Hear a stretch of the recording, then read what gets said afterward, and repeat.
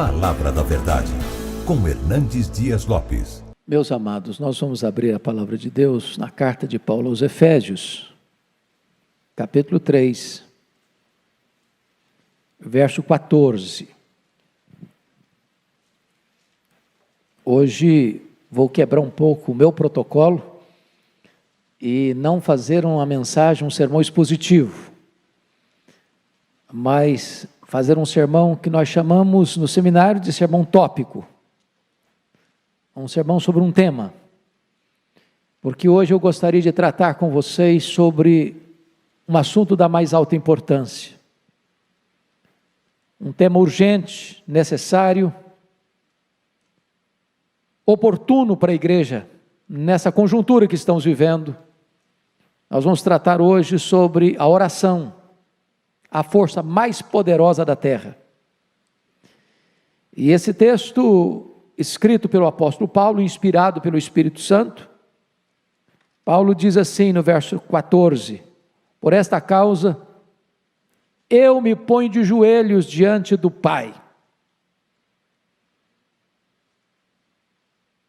Paulo tinha uma causa importante, urgente, e o judeu orava sempre de pé, mas havia alguns momentos em que ele se colocava de joelhos para orar.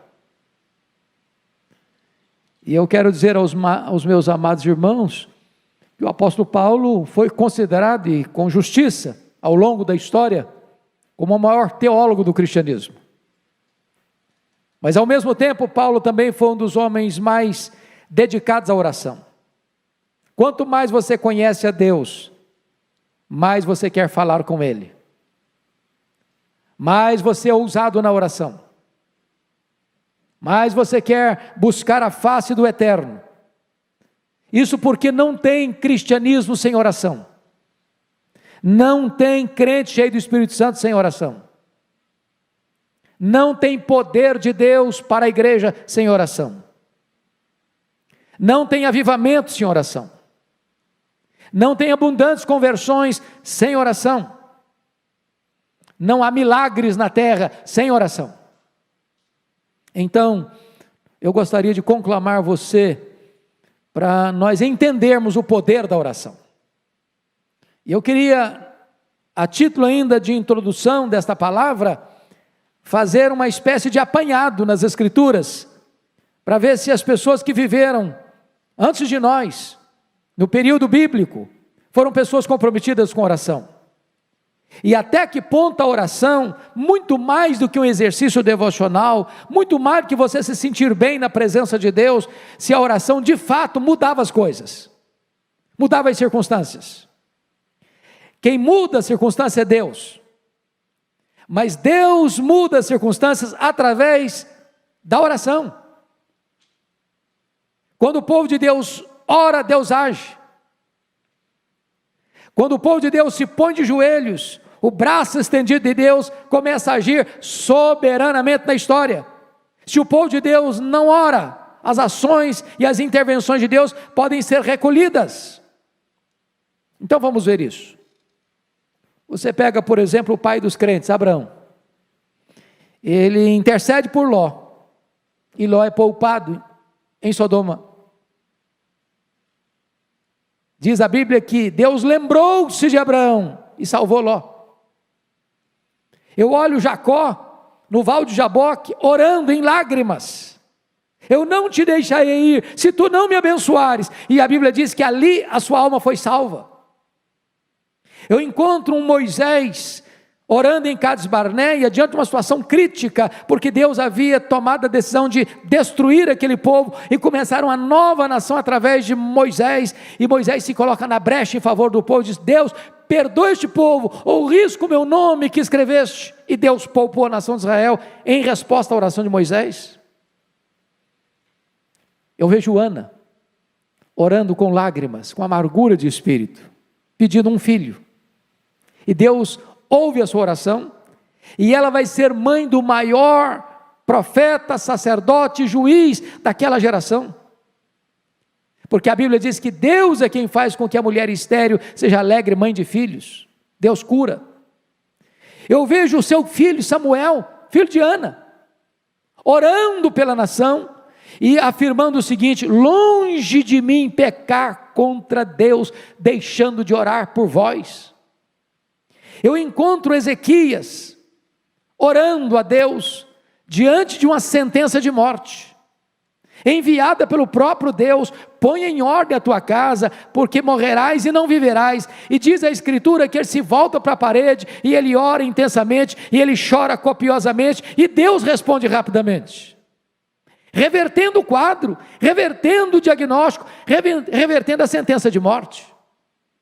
Eu vejo Daniel orando, e Deus trancando a boca dos leões. Eu vejo Daniel orando, e diz a Bíblia que uma batalha espiritual se desenrola nas regiões celestes. Eu vejo Daniel orando para Deus trazer quebrantamento ao povo, porque o cativeiro duraria 70 anos, mas diz a Bíblia que naquele momento o povo dele se voltaria para ele, e o povo estava com o coração endurecido. Eu vejo Neemias orando.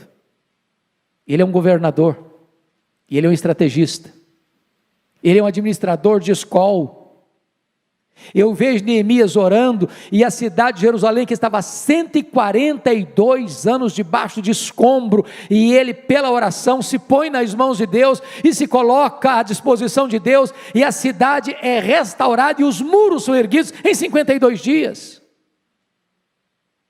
Eu vejo Jesus orando, no Rio Jordão, os céus se abrem, o Espírito Santo desce, e o Pai fala: este é o meu filho, o meu amado, o meu escolhido, nele eu tenho todo o meu prazer. Eu vejo, irmãos amados, o apóstolo Paulo orando, logo depois da sua conversão. Esse homem ora na praia, esse homem ora na sinagoga, esse homem ora no templo, esse homem ora na prisão. Esse homem é um homem que ora sem cessar, e agora ele está diante de Deus, dizendo: por esta causa eu me ponho de joelhos. Eu vejo os discípulos orando, unânimes, em oração, perseverando, em obediência à orientação de Jesus: permanecei na cidade, até que do alto sejais revestidos de poder. E durante 10 dias, 120 pessoas oram com a sua alma, com o seu coração, com o seu propósito, e os céus se fendem, e o Espírito Santo desce, e eles são revestidos com poder. Eu vejo os crentes da igreja primitiva orando, diante das ameaças, dos perigos, e diz a Bíblia que a casa treme, o Espírito Santo desce, e eles são cheios do Espírito Santo, e começam a pregar a palavra com toda a autoridade, ou com todo o poder. Eu olho para a história da igreja, e eu vejo os pais da igreja orando, eu vejo os mártires orando, eu vejo os reformadores orando, eu vejo os puritanos orando, eu vejo os avivalistas orando, eu vejo a igreja de joelhos, e quando a igreja ora, ela marcha resolutamente. Então, dito isto, eu gostaria de olhar com vocês alguns pontos para destaque. Primeira coisa, irmãos, é que a igreja cristã recebe poder do Espírito Santo quando ela ora. A igreja está precisando do Espírito Santo, irmãos. Primeiro porque tem muita gente, mundo afora, desistindo do evangelho, se apostatando da fé, igrejas fechando, denominações morrendo, denominações históricas perdendo milhares e milhares de membros todos os anos, seminários que outrora formaram pastores, missionários, hoje ensinam ceticismo, apostasia. É hora da igreja orar, para Deus reverter esse quadro, para Deus trazer um avivamento na Europa, na América, no Brasil, no mundo. Quando aqueles discípulos se reuniram no cenáculo, e todos perseveraram unânimes em oração, durante 10 dias, o Espírito Santo desceu sobre eles. Eu vejo os apóstolos diante de uma demanda enorme de assistência social, quando as viúvas dos helenistas estavam sendo esquecidos, eles tomaram a decisão: vamos nos consagrar à oração e ao ministério da palavra, e vamos nomear homens cheios do Espírito Santo e cheios de fé, para tomarem conta da diaconia das mesas. Vamos nos concentrar na vida de oração. Eu vejo, queridos irmãos, que a igreja precisa orar. Mais do que nunca precisa orar numa crise como esta.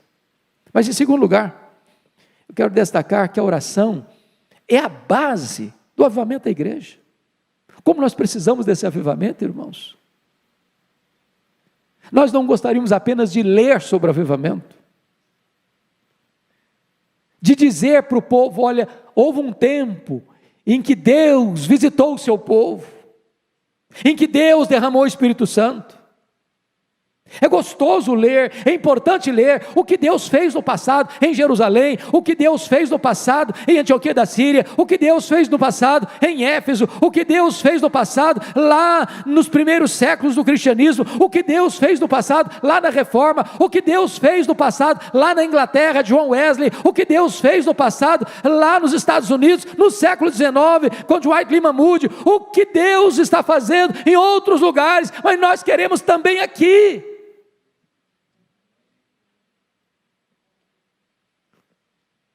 Eu disse para o pastor Arival hoje no escritório, uma coisa que me marcou muito, quando nós fomos a Quacisabanto, ver aquele avivamento que ocorreu em 1966, e quando nós fomos, era 1991, portanto, algumas décadas depois, e o pastor Elor disse o seguinte para nós: sempre que nós começamos a escrever sobre avivamento, é porque ou ele já foi embora, ou ele ainda não chegou. Porque quando ele chega, você não tem tempo para escrever nada, você só tem tempo para viver aquela experiência gloriosa. Como nós precisamos, irmãos, de um sopro de Deus, de um alento de Deus, de uma visitação poderosa de Deus, de uma manifestação do poder de Deus, tirando as cinzas, soprando as brasas, inflamando o nosso coração. Quantas pessoas apáticas, quantas pessoas acuadas, com medo, desesperadas, quantas pessoas que encontram até na pandemia uma boa desculpa para não estar na casa de Deus, quantas pessoas acovardadas. E hoje eu disse para o pastor Arival, quando entrei, me emocionei muito de ver essa querida irmã aqui no banco da frente, num balão de oxigênio, na casa de Deus. Ela tinha todos os motivos para dizer: eu não vou, eu não posso ir, e ela está aqui. Quanta gente com saúde, que arranja uma boa desculpa para não vir. E eu espero em Deus que não haja no coração das pessoas um amor fenecendo, uma chama apagando, um fervor desaparecendo. Precisamos de avivamento, precisamos de um sopro do Espírito.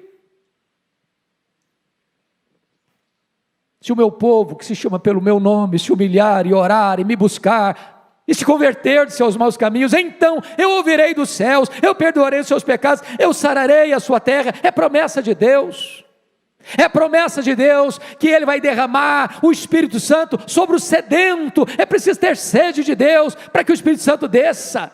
Quem não tem sede de Deus, não tem avivamento, irmãos. Às vezes estamos dando sede de tanta coisa, de dinheiro, de sucesso, de saúde, de fama, de progresso, de prestígio. É preciso que a igreja tenha sede de Deus.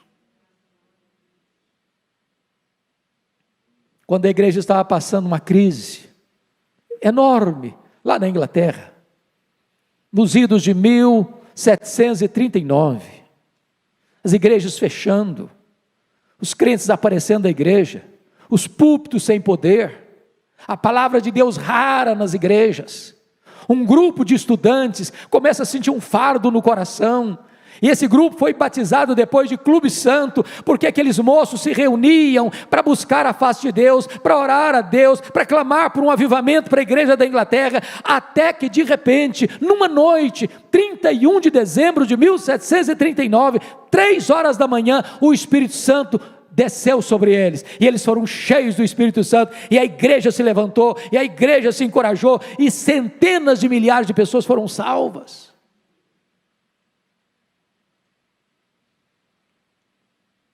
No século XIX, novamente, quando a Inglaterra estava varrida pelo liberalismo teológico, Deus levantou um homem chamado Charles Haddon Spurgeon, E aquele homem pregava para 12 mil pessoas todo domingo, todo domingo, todo domingo. E alguém perguntou: mas qual é o segredo de tanta gente vir, e de tantas mudanças, de tantas conversões, de tanta manifestação do poder de Deus? Ele disse: é a reunião de oração da igreja na segunda-feira. Essa reunião de oração é a usina de poder da igreja.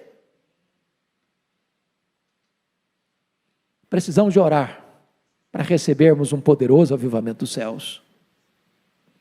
Mas em terceiro lugar, irmãos, prestem bem atenção nisso, a oração é a base para a restauração de uma nação. Preste atenção nisso, quem muda a nação não são os políticos. A igreja precisa entender que está na mão da igreja esta usina de poder, esta arma mais poderosa do mundo. É Deus quem põe no trono e tira do trono. É Deus quem levanta uma nação e faz baixar uma nação, cair uma nação. Olha para a história e você verá isso. Quando Ezequias orou, diz a Bíblia que Deus livrou Jerusalém e o seu reino, o reino de Judá, de um ataque terrível, de um poderosíssimo império, que já havia derrubado o reino do norte, Samaria. Deus poupou a nação, em resposta à oração do líder daquela nação. O doutor Edwin Orr, que talvez foi a maior autoridade sobre o avivamento no século XX, que esteve aqui no Brasil, no centenário da Igreja Presbiteriana do Brasil, narra sobre o colapso econômico que atingiu os Estados Unidos nos idos de 1850. Ele diz que naquela época os bancos faliram e fracassaram. Os empresários estavam em crise. As estradas de ferro faliram. As fábricas fecharam. Milhões de trabalhadores desempregados. É um cenário muito parecido, às vezes, com o que nós estamos começando a assistir no Brasil e no mundo. A economia colapsando. A saúde entrando numa situação, como já foi descrita aqui pelo pastor Arival, de adversidade, porque quando você acha que a coisa está melhorando, de repente surge uma novidade, que contraria a expectativa, ou mesmo o saber da ciência, e muda tudo. Pois bem, diante daquela crise, no dia 1º de julho de 1857, um homem chamado Jeremias Lampier, um homem de negócios, comerciante, assumiu o posto de missionário urbano em Nova York. A sua denominação estava perdendo milhares de membros todos os anos. E Jeremias Lampier imprimiu um folheto e distribuiu em Nova York. No dia 23 de setembro de 1857, ele começa uma reunião de oração no hotel. O objetivo era juntar comerciantes, mecânicos, viajantes, para buscarem a Deus. No primeiro encontro, na primeira reunião de oração, 6 pessoas. Na segunda semana, 40 pessoas. Em 6 meses, tinham 10 mil homens de negócios orando em Nova York por um avivamento nos Estados Unidos da América. Esse avivamento chegou, irmãos, e varreu toda a nação. Boanerges Ribeiro escreveu um livro sobre Moody, que estava vivenciando essa experiência, e disse que a seara estava em fogo. Quando se percorria a nação, parecia que o país inteiro era uma reunião de oração. As igrejas se fortaleceram. Como fruto desse avivamento, um jovem que estudava em Princeton, ao escutar um sermão do seu professor Charles Hodge, pregando sobre obra missionária, ele sentiu o chamado de Deus e veio para o Brasil, Ashbel Green Simonton, com 26 anos, para plantar a igreja presbiteriana do Brasil. A nossa denominação é fruto desse avivamento. Eu espero, amados irmãos, que Deus nos mova a orar pelo Brasil. Estamos vivendo uma crise política em todos os poderes constituídos, precisando de uma visitação do céu, de homens que governam, de homens que legislam, de homens que julgam, que têm o temor de Deus, que reconheçam que Deus é soberano, e que feliz é a nação cujo Deus é o Senhor. Precisamos de uma igreja quebrantada, de uma igreja sedenta de Deus, de uma igreja que entra na brecha da oração, de uma igreja que paga o preço da oração, da renúncia, para que Deus visite a nossa terra e poupe a nossa nação. Mas talvez alguém diga assim: bom, mas a oração não muda a circunstância. Hoje eu quero lhe dizer aqui, quem muda a circunstância é Deus. Não é a oração que é poderosa. A oração aciona o braço do Todo-Poderoso. É quando a igreja fraca ora ao Deus onipotente, Deus age e muda as circunstâncias. Se não, vejamos. Está escrito na Bíblia que quando, numa batalha, Moisés estendia as mãos, intercedendo pelos soldados que estavam no campo, enquanto ele orava, com as mãos estendidas, os seus soldados prevaleciam. Se as orações cessavam e os braços encolhiam, o inimigo prevalecia.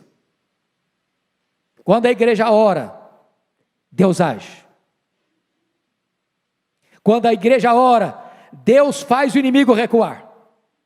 Quando a igreja ora, os milagres de Deus acontecem. Segundo exemplo que eu lhes dou, o próprio rei Ezequias. Porque duas coisas estavam acontecendo. Ezequias começa a reinar com 25 anos. Ele reina 29 anos. Quando ele estava com 39 anos de idade, ele enfrenta dois problemas impossíveis de serem resolvidos pelo engenho humano. Primeiro, um ataque militar do mais poderoso império do mundo, o Império Assírio. Maior império da época, já tinha derrubado Samaria, agora cerca Jerusalém, tem 185 mil soldados na época, mais do que a população de Jerusalém, cercando a cidade,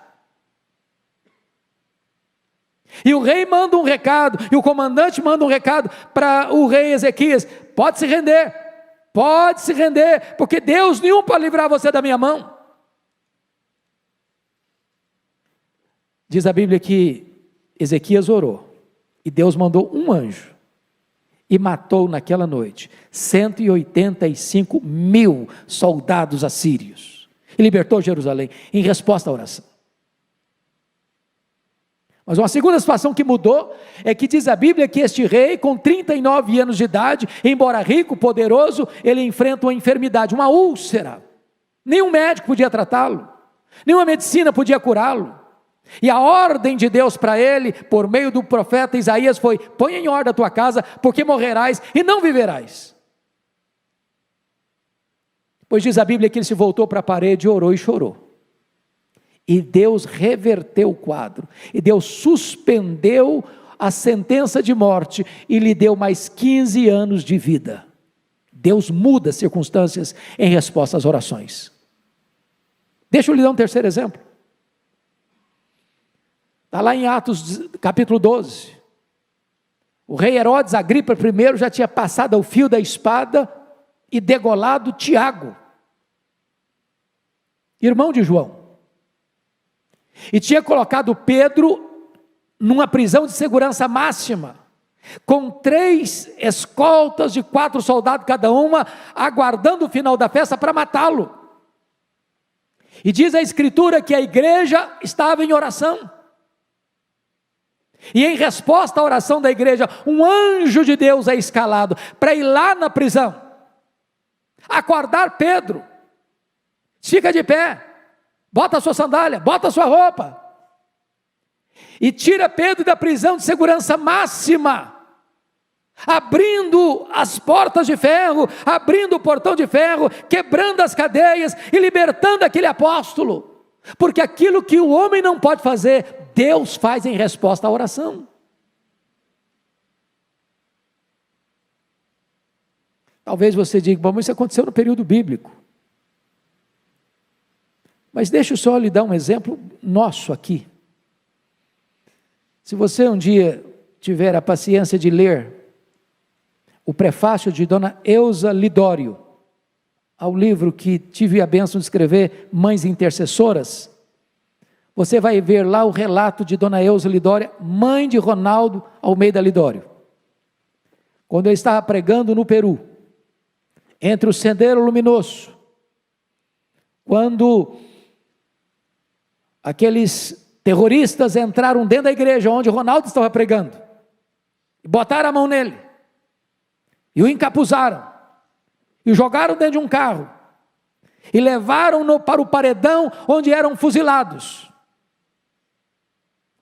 E naquela noite, a sua mãe, sem saber do que estava ocorrendo, foi despertada na noite, com um forte peso no coração.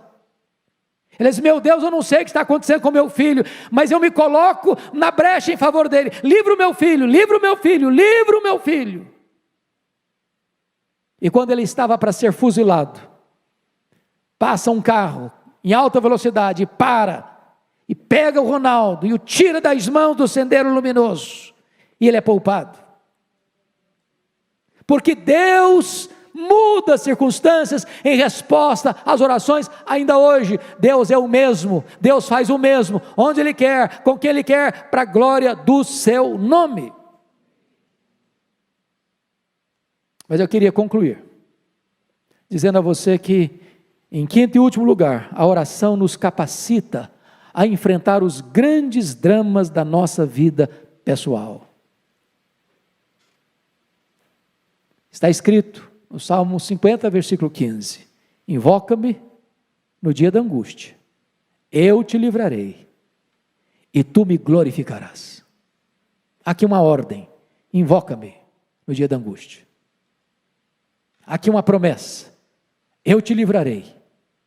Aqui um resultado, e tu me glorificarás. Eu não sei qual a angústia que você passa, eu não sei qual a angústia que você enfrenta, eu não sei qual a crise que bate à sua porta, eu não sei qual a causa que você tem, que só um milagre resolve. Quem está te dando essa orientação é o próprio Deus Todo-Poderoso. Invoca-me nesse dia, eu te livrarei e tu me glorificarás. Eu vejo Davi chegando em Ziclag, com seus companheiros, e quando ele chega e vê a cidade queimada, vê a cidade ferida, vê os filhos, as filhas, as mulheres levados cativos pelos amalequitas, os terroristas do deserto, e diz a Bíblia que ele chora, até não ter mais forças para chorar, ao ver esse quadro. Seus homens estão revoltados com ele, por causa dos seus filhos e filhas, e querem apedrejá-lo. E naquela circunstância, Davi se reanimou no Senhor seu Deus, e pôs-se a buscar a Deus em oração. E ele faz uma oração e pergunta, perseguirei eu o bando? Alcançá-lo-ei? Em outras palavras, Deus, eu vou aceitar passivamente a decretação da derrota na minha vida, na minha família, na família dos meus amigos, ou eu vou reagir? E Deus diz para ele, reage Davi, porque tudo que o inimigo tomou de você, você vai trazer de volta. E Deus reverteu aquele quadro. E eles foram, e eles lutaram, e eles venceram, e eles tomaram de volta os filhos, as filhas, as mulheres, os despojos, tudo Davi tornou a trazer. Sabe por quê? Porque Deus responde às orações e reverte as situações mais difíceis, até mesmo impossíveis.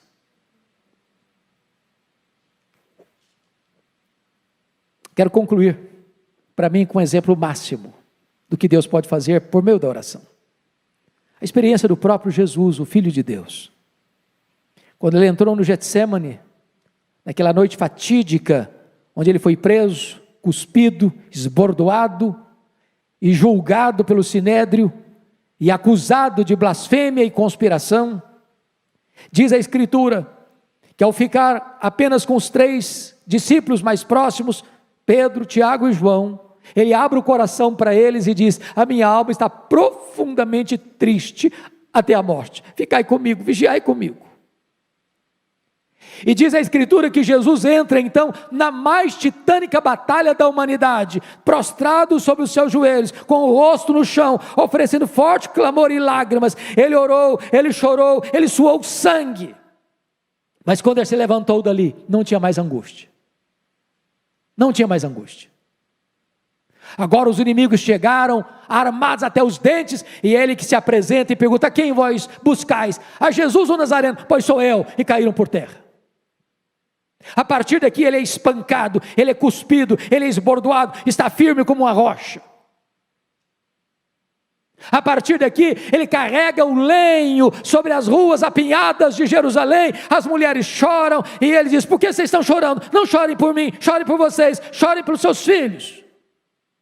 A partir daqui ele é pregado naquele lenho maldito, e ele transforma aquele patíbulo de horror num palco para a glória de Deus, e num instrumento para a sua, para a minha, para a nossa salvação.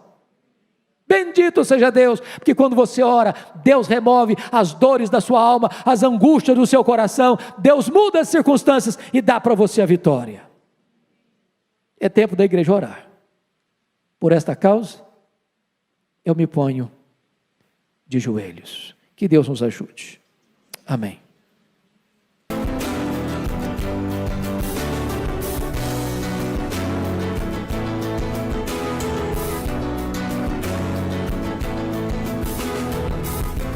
Palavra da Verdade, com Hernandes Dias Lopes.